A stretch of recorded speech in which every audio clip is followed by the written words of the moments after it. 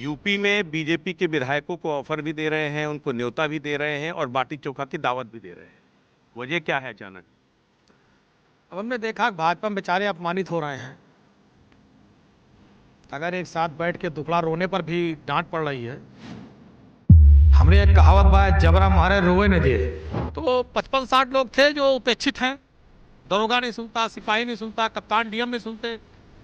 चुनाव जीते हैं, लोगों ने वोट दिया, क्षेत्र का विकास नहीं करा पा रहे हैं, उनके लोगों पर फर्जी मुकदमे दर्ज हो रहे हैं, फेक एनकाउंटर हो रहा है, मारे जा रहे हैं। अच्छा, बीजेपी कहती है कि आपको दूसरे का दर्द बहुत आसानी से दिखाई देता है, लेकिन खुद की पार्टी में कितना दर्द है। आपके जो नुमाइंदे हैं, आपके जो विधायक हैं, आपके जो जनप्रतिनिधि हैं, वो कितने दिक्कत में। अखिलेश जी मिलते नहीं है, उनसे बात नहीं करते, उनके दर्द पे नहीं करते। आजम खान को लेकर के बार बार सवाल खड़े होते हैं। सुनिए मेरी बात सुनिए, ये तो भाजपा आईटी सेल जितना साहब बोल रहे हैं। कभी आजम साहब का बयान आया कि अखिलेश जी मुझसे नहीं मिलते? 110 विधायकों में से किसी विधायक ने आज तक ये कहा कि जो है अखिलेश जी मुझसे नहीं मिलते? अखिलेश जी से ज्यादा कौन मिलता है? एक सवाल पूछने का देखिए, सवाल वो करिए जो इसका मतलब हो। आजम खान साहब ने कभी बयान दिया कि आजम खान साहब ने ये कहा कि मुझे किसी पर एतबार नहीं है, अल्लाह। देखिए, वो अपनी बात करते हैं, दूसरी बात करते हैं। आप उनकी बात को तोड़ मरोड़ के बीजेपी की आईटी सेल की तरह मुझसे मत मेरे मुंह से निकलवाइए। अपनी बात आप करिए। देखिए, आजम साहब के नेताजी के अखिलेश जी के क्या रिश्ते हैं, वो Bharatiya Janata party, IT cell और आप लोग नहीं समझ पाएंगे। वो उनके दोनों के बीच के मामला उमा न पड़ो, वो बहुत मजबूत मामला है। वो फेविकोल का मजबूत जोड़ा होना। भारतीय जनता पार्टी को जिससे सबसे ज्यादा नफरत थी, उनकी रिलाई हो गई। जिस सरकार को नफरत है, रबड़ से नफरत। नफरत ना होती तो डांटे हो जाते। लेकिन अभी प्रेरणा पार्क बनाया, उस पर भी कमेंट हुआ कि जो है बताटल मेरे बात पे खाने के दांत और दिखाने के दांत और, वैसे जानो। अब भाजपा में तो दिखावा दिख ही रहा है कि जब आप सरकार में है और नहीं सुनी जा रही है, बेचारे अपमानित और बेइज्जत हो रहे हैं, तो जाहिर सी बात है जो मैं कह रहा हूँ सच है। हम लोग भारतीय जनता पार्टी की तरह पूजा पाठ ऑन कैमरा नहीं करते। आपको बुला करके घंटी नहीं बजाते कि मीडिया बुलाओ हम घंटी बजाएंगे, आज ये काम नहीं करते। भारतीय जनता पार्टी के लिए धर्म, देवी देवता व्यापार का विषय है। वो राजनीति का व्यापार करते हैं उनके माध्यम से। हमने दिल से प्रार्थना की अयोध्या में भाजपा हार जाए, देखो भाजपा हार गई, उदय प्रसाद सपा जीत गई। ऐसा व्यापारी थे, व्यापार में कच्चा खा गए। भगवान ने कहा व्यापारी हराओ, पुजारी जिताओ, पुजारी जीत गया, व्यापारी हार गए। बीजेपी सवाल उठाती कि आपको ब्राह्मण प्रेम दिखाई दे रहा। हमने अपने ब्राह्मण को डिप्टी सीएम बनाया, हमने अपने ब्राह्मण को पदों पर बिठाया। आप बताइए। बिल्कुल सही है, उन्होंने ऐसे आदमी को डिप्टी सीएम बनाया ब्राह्मण कि जिसका कोई नहीं सुनता। जबरदस्त सर्दी के बीच में सियासत इस वक्त बेहद गर्म नजर आ रही है। ये ठीक उस आग की तरह है जो आग झुलसाती भी है और आग ठंड से निजात भी देती है। उत्तर प्रदेश की सियासत कुछ इसी तरीके से धधकती हुई नजर आ रही है और उसमें ब्राह्मण पॉलिटिक्स उत्तर प्रदेश की सियासत को गरमा रही है। इस वक्त हमारे साथ मौजूद हैं पवन पांडे जी। पवन जी, आग की तपिश में आप अपनी ठंड मिटा रहे हैं, लेकिन इसके साथ ही उत्तर प्रदेश की सियासत का पारा भी आप लगातार बढ़ा रहे हैं। यूपी में बीजेपी के विधायकों को ऑफर भी दे रहे हैं, उनको न्योता भी दे रहे हैं और बाटी चोखा की दावत भी दे रहे हैं। वजह क्या है अचानक? अब हमने देखा कि भाजपा में बेचारे अपमानित हो रहे हैं। अगर एक साथ बैठ के दुखड़ा रोने पर भी डांट पड़ रही है। हमने एक कहावत बा, जबरा मारे रोए न दे। तो बेचारे अब इतना दुर्भाग्य क्या होगा कि अगर एक किसी परिवार के, समाज के लोग बैठकर अपनी बात कर रहे हैं और उस पर उनको हड़काया जा रहा है, डांटा जा रहा है, तो इससे बड़ा दूसरा दुर्भाग्य और कुछ नहीं हो सकता। बहुत लोग मीटिंग करते हैं, हर समाज के लोग अपने समाज के बारे में कि हमारा समाज तरक्की करे, आगे बढ़े, हम आगे बढ़ें। भाई, उत्तर प्रदेश किसी एक वर्ग की तरक्की से नहीं बढ़ेगा, ये देश किसी एक वर्ग की तरक्की से नहीं बढ़ेगा। जब सब तरक्की करेंगे, सारी जातियां तरक्की करें, सारे लोग तरक्की करें, हर धर्म मजहब तरक्की करें, तभी कोई गांव हो, जिला हो, प्रदेश हो, देश तरक्की करता है। तो 55-60 लोग थे जो उपेक्षित हैं। दरोगा नहीं सुनता, सिपाही नहीं सुनता, कप्तान डीएम नहीं सुनते। चुनाव जीते हैं, लोगों ने वोट दिया, क्षेत्र का विकास नहीं करा पा रहे हैं, उनके लोगों पर फर्जी मुकदमे दर्ज हो रहे हैं, फेक एनकाउंटर हो रहा है, मारे जा रहे हैं। अधिकारी सुनते ही नहीं है, अधिकारी मजाक उड़ाते हैं जनप्रतिनिधियों का। लोकतंत्र की हत्या हो रही एक तरह से। तो सारे दुखी अपना दुख एक दूसरे कंधे पर रख के रो रहे थे। सरकार को यह बात बुरी लग गई। सरकार ने कहा रोने की इजाजत नहीं है, रोने की भी छूट भारतीय जनता पार्टी में नहीं है। तो सरकार ने हड़काया, अकेले अकेले रो, साबिनी रूप से नहीं रो सकते। अच्छा, बीजेपी कहती है कि आपको दूसरे का दर्द बहुत आसानी से दिखाई देता है, लेकिन खुद की पार्टी में कितना दर्द है? आपके जो नुमाइंदे हैं, आपके जो विधायक हैं, आपके जो जनप्रतिनिधि हैं, वो कितने दिक्कत में? अखिलेश जी मिलते नहीं हैं, उनसे बात नहीं करते, उनके दर्द पे नहीं खड़े होते। आजम खान को लेकर के बार बार सवाल खड़े होते हैं। सुनिए मेरी बात सुनिए, ये तो भाजपा आईटी सेल की भाषा आप बोल रहे हैं। कभी आजम साहब का बयान आया कि अखिलेश जी मुझसे नहीं मिलते? 110 विधायकों में से किसी विधायक ने आज तक ये कहा कि जो है अखिलेश जी मुझसे नहीं मिलते? अखिलेश जी से ज़्यादा कौन मिलता है? कार्यालय पर एक एक आदमी से मिलते हैं, एक एक विधायक से मिलते हैं, एक एक सांसद से मिलते हैं। कभी आपने सुना कि समाजवादी पार्टी किसी नेता ने या किसी समाज ने मीटिंग किया हो और पार्टी के द्वारा हड़काया गया हो, ऐसी बात की गई हो? कभी हुआ बताइए?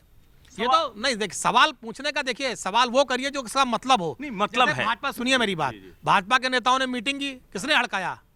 पंकज चौधरी ने, भाजपा ने हड़काया ना। बिल्कुल सही है। समाजवादी पार्टी किसी नेता का आप बयान बनाइए, किसी विधायक सांसद का, किसी विधायक और सांसद का बयान बताइए कि जिसने कहा कि अखिलेश जी नहीं मिलते। आप बताइए एक नाम लेकर के। आजम खान साहब ने, मैं तो पूछ रहा हूं, बताइए। मैं आपको वही तो बता रहा हूं। आजम खान साहब ने कभी बयान दिया कि आजम खान साहब ने ये कहा कि मुझे किसी पर एतबार नहीं है अल्लाह के सिवा। देखिए वो अपनी बात करते हैं, दूसरी बात करते हैं। आप उनकी बात को तोड़ मरोड़ के बीजेपी की आईटी सेल की तरह मुझसे मत मेरे मुंह से निकलवाइए। अपनी बात आप करिए, ये बीजेपी आईटी सेल की भाषा हमसे ना बोलिए। बात पवन भाई, देखिए ये आईटी सेल की बात, हम भी बता रहे हैं ना। सवाल ये आजम साहब, देखिए आजम साहब के नेताजी के अखिलेश जी के क्या रिश्ते हैं, वो Bharatiya Janata party IT cell और आप लोग नहीं समझ पाएंगे। वो उनके दोनों के बीच के मामला उमा ना पड़ो, वो बहुत मजबूत मामला है।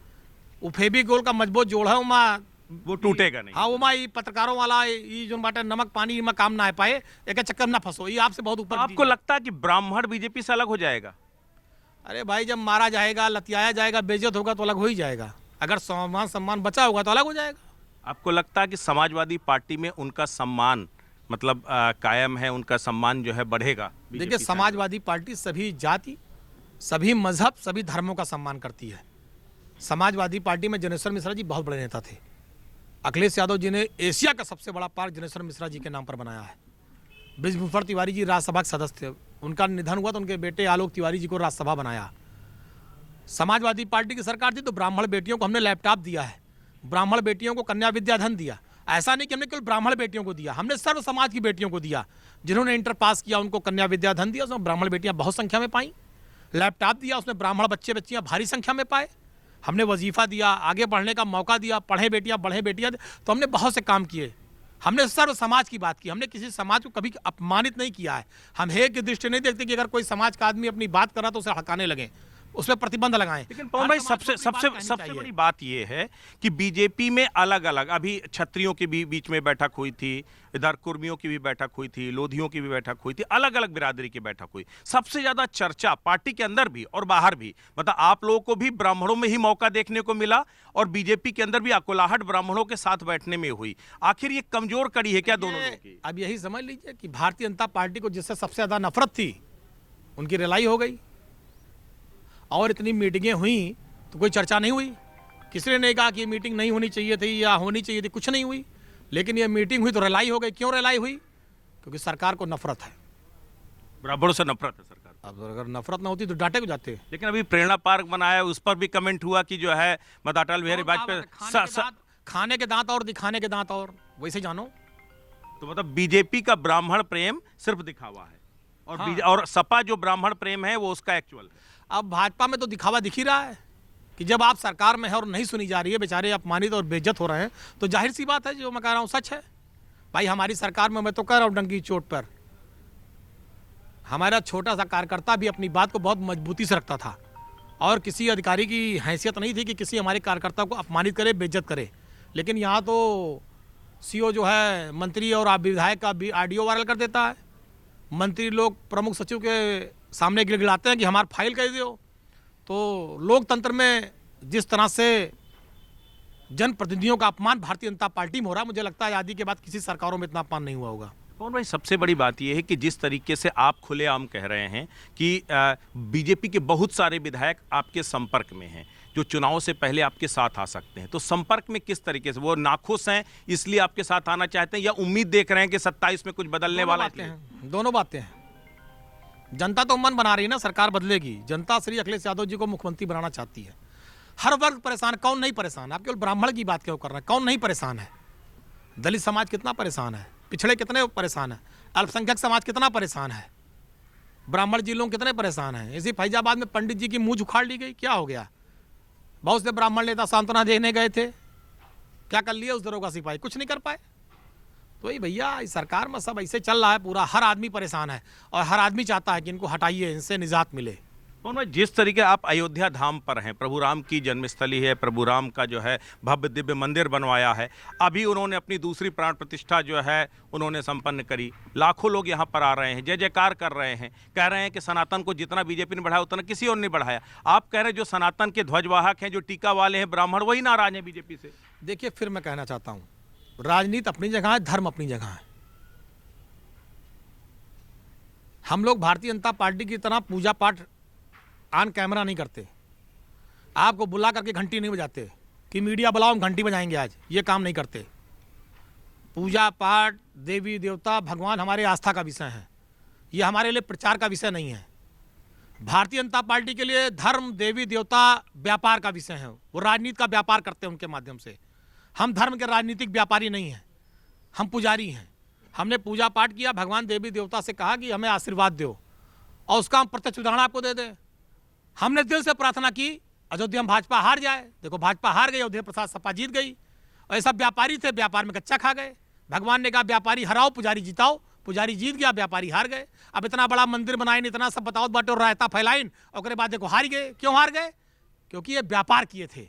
अगर ये पुजारी होते जीत जाते, तो पुजारी जीत गया, व्यापारी हार गया। तो क्या ये नतीजा 2027 में पूरे यूपी में मजबूती दिखाई पड़ेगा, यही नतीजा और मजबूती दिखाई पड़ेगा, सब व्यापारी भाग जाएंगे।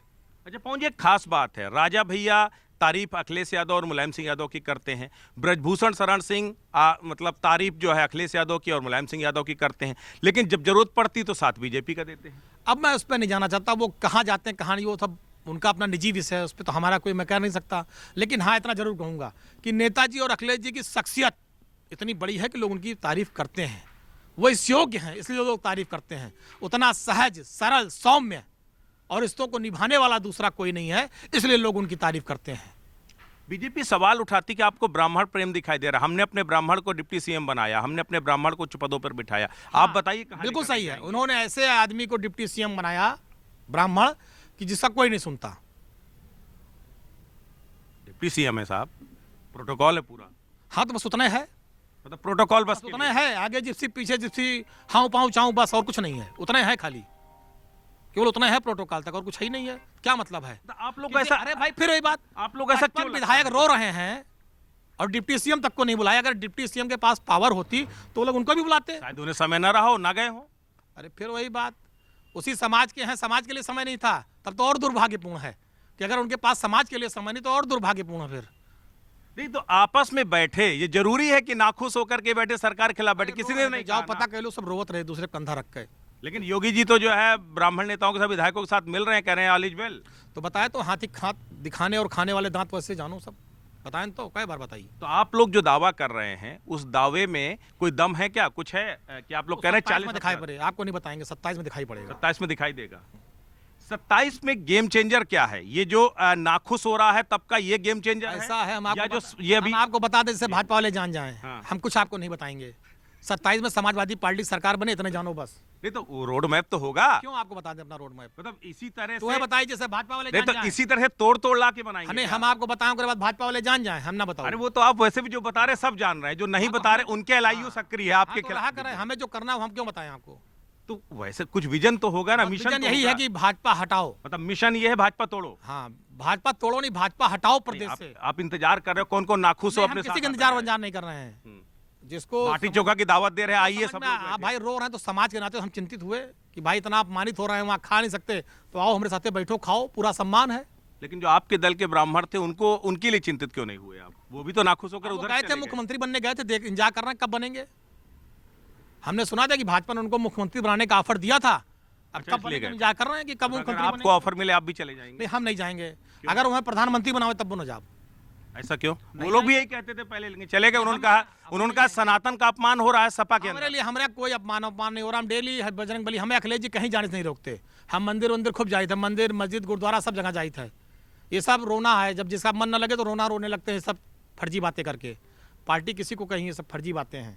अच्छा, अब हम इंतजार कर रहे हैं कि मनोज पांडे कब मुख्यमंत्री बनेंगे, भाजपा कब बनाएंगे, इसका हम इंतजार कर रहे हैं। आप अयोध्या से हैं और अयोध्या के लोग कहते हैं कि हमसे गलती हो गई, जो अगर हम जो है समझ नहीं पाए कि सीट हारे, और सीट हारने से अयोध्या की जितनी बदनामी हुई है कोई उतनी बदनामी किसी की नहीं हुई है। देखिए, सीट हारने से बदनामी नहीं है, बदनामी बीजेपी के हारने से। बदनामी इनके कुकर्मों की है। ये जो कुकर्म कर रहे हैं, बताया ना, व्यापारी, मतलब इतना बड़ा मंदिर, इतना बड़ा सब कुछ, ये सब कुछ व्यापार बता है। तो दिया, व्यापारी और व्यापारी को कुकर्म, इनका कुकर्म, इनका व्यापार हारा है। तो क्या इतनी तादाद में जो लोग बता यहाँ पर दिया आ ना, रहे हैं? भगवान राम आस्था के भूखे हैं, हाँ। व्यापार के भूखे नहीं है। इनका व्यापार और इनका कुकर्म हारा है। तो आपको लगता नहीं इतना बड़ा आस्था का बड़ा केंद्र तैयार कर दिया, इतना बड़ा जो है अयोध्या में अंदर पूरी तरीके से जो है त्रेता युग वाले कह रहे हैं, हम त्रेता युग को वापस लेके आ रहे हैं, रामराज्य वापस ला उनको रहे हैं। बधाई ना रामराज वालों को, तो जनता ने बता तो दिया रामराज कहाँ है। तो बस एक सीट हारने से क्या यही एक narrative सीट बन नहीं जाएगा? हारे, जहां जहां इनकी दुकान थी सब जगह हार गए। मतलब 27 में, ये ट्रेलर था, फिल्म 27 में है पूरी। 24 में देख लो, जहां जहां इनके सब दुकान रही धर्म वाली, जहां जहां दुकान चलाई सब जगह हारी गए।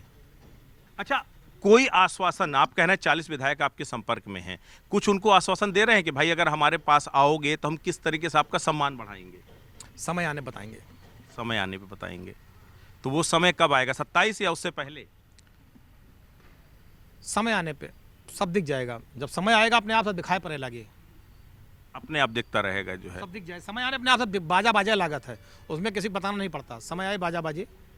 अच्छा, माता प्रसाद पांडे जी हैं, आप हैं, समाजवादी पार्टी में कई ब्राह्मण चेहरे हैं जिन्होंने जो है अपनी इस मुहिम को आगे बढ़ाया हुआ है, ब्राह्मणों को सम्मान की बात हो या फिर पार्टी में जो है कास्टिज्म आधार पर अपने आप को स्टैब्लिश करने का।